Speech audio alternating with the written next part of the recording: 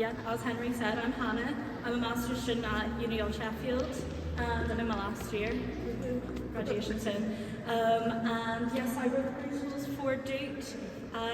It was part of my uni project, and yeah, I'm really excited for you all to hear it. I'll tell you a little bit about Brutals. So it is a 2-movement piece. First movement called Lines in Substation, and second movement called The Arts Tower Looms. And they are based on brutalist buildings in Sheffield. So you can kind of tell by the name of the movement. The first movement is based off of the Murray Street substation Murray Street, the electricity substation, and then the second movement is inspired by the Arts Tower. And yeah, the first movement is inspired by really the structure of the substation. So I was counting all the concrete panels on the building as part of my research. Great use of my time. And the Arts Tower is more of a manifestation of the feelings I experienced when I did some field research, checking it out. And that's pretty much it. I hope you all enjoy it. And yeah, we've got some great pieces today, so yeah, enjoy. Thank you.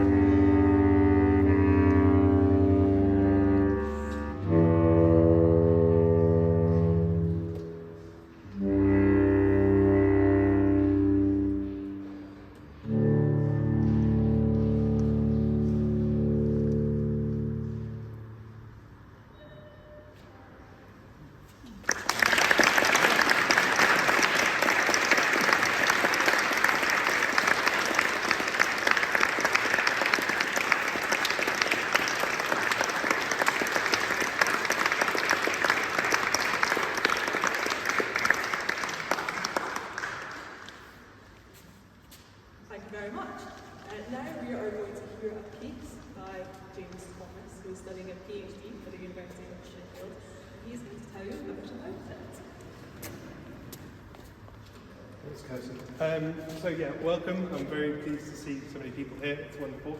I was also very pleased to be asked to write this piece for Henry and Kirsten. It's kind of a composer's dream to be asked to write the great musicians that are so keen on playing new music as well, which is really, really nice. So a bit about this piece. When they asked me to write the piece, I asked sort of what sort of thing they wanted, and they said something with lots of repeating patterns, that's the sort of thing they like, and I don't think they meant what I did. But that's fine. So what I actually ended up doing was being very interested in repetition, but repeating different things at different times and in different scales. And each of the two players, Henry and Kirsten, one of them is going to be playing lots of triplets, I think that's Henry, and one of them is playing lots of semi-favorites, that's Kirsten. So they're not really doing the same thing for most of the time, and it's always interlocking, which is where the HOCK-ET part of the title comes from. The HOCK-ET is a sort of Renaissance compositional technique where a line is split between two things. The duet bit is obviously just a play on their name, which is also a play on the duet, and also funny sort of wind sounds. So, and then in the pocket was kind of added by Henry in our rehearsal. I thought about it because it's got this groovy feel, and it's underpinned by this 4-on-the-4 drum track that we're going to hear through the electronic part. So Henry said it, and I was like, I was actually thinking about them doing that in the title, and I thought it'd be funny to have all three. So, yes, thank you very much, you two, and also thank you very much for the support for the clarinet and saxophone Society of Great Britain and the Vince Trust for supporting this mission. Thank you very much.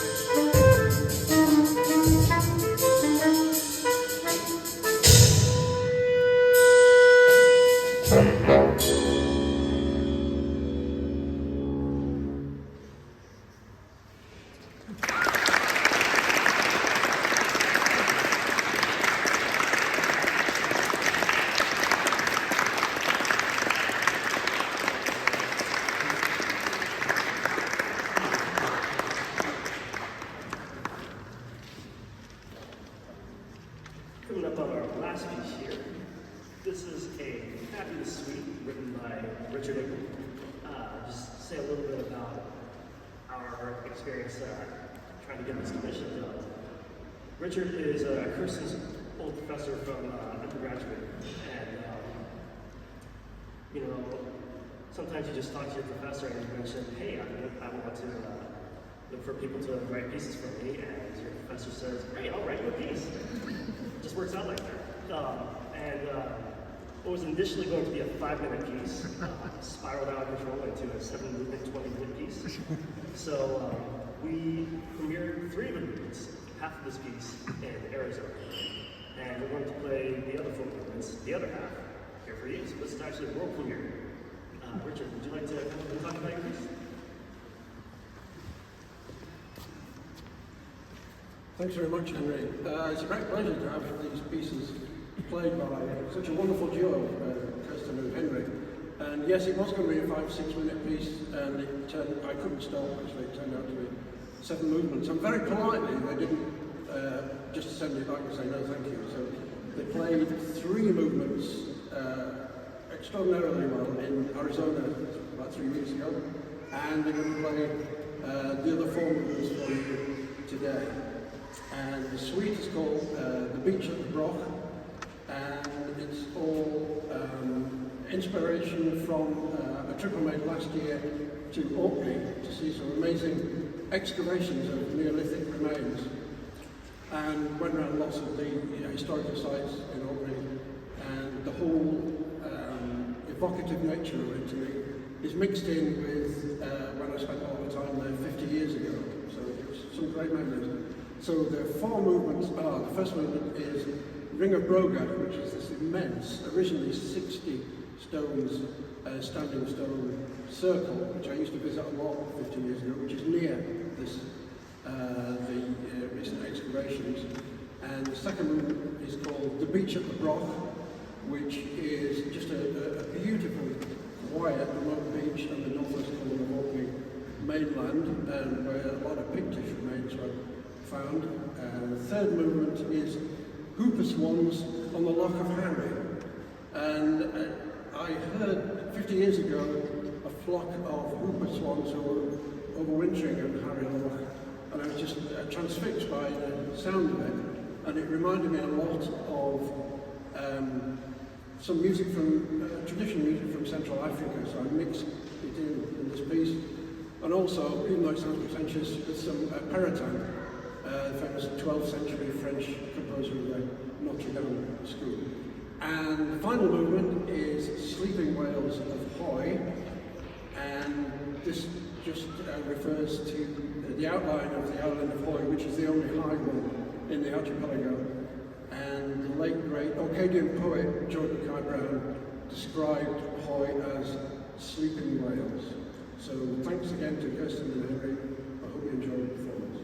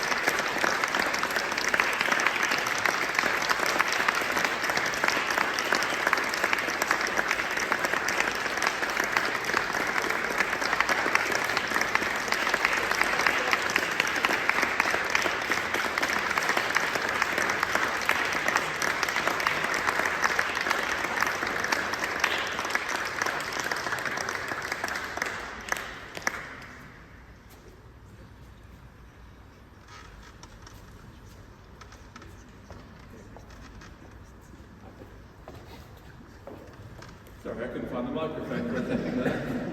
Thank you very much to Kirsten and Henry. And can I also say a big thank you to our composers, Hannah, James and Richard.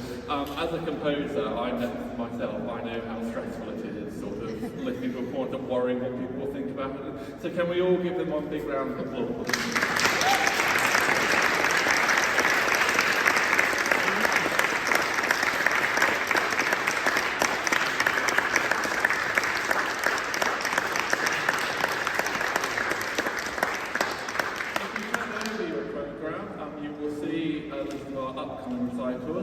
This time next week, we have an organ recital from Alex Woodrow. Alex is the organist and director of music at Leeds Minster, and it's a very exciting program which I'm very much looking forward to. So that is 1 p.m. Next week. Our lovely volunteers will be holding up wicker baskets at the back as you leave. Any donations that you can give will go towards our school singing program. This is the work we do where we go out to schools, teaching the music curriculum. So any support you give towards that will be very gratefully appreciated. Otherwise, if you haven't yet had a chance to go to our award-winning cafe, do. We also have a Dreams and Realities exhibition at the back, as you will see when you leave. Otherwise, thank you all for coming once more. Thank you to Kirsten and Henry, and I hope you have a lovely rest of your day. Thank you.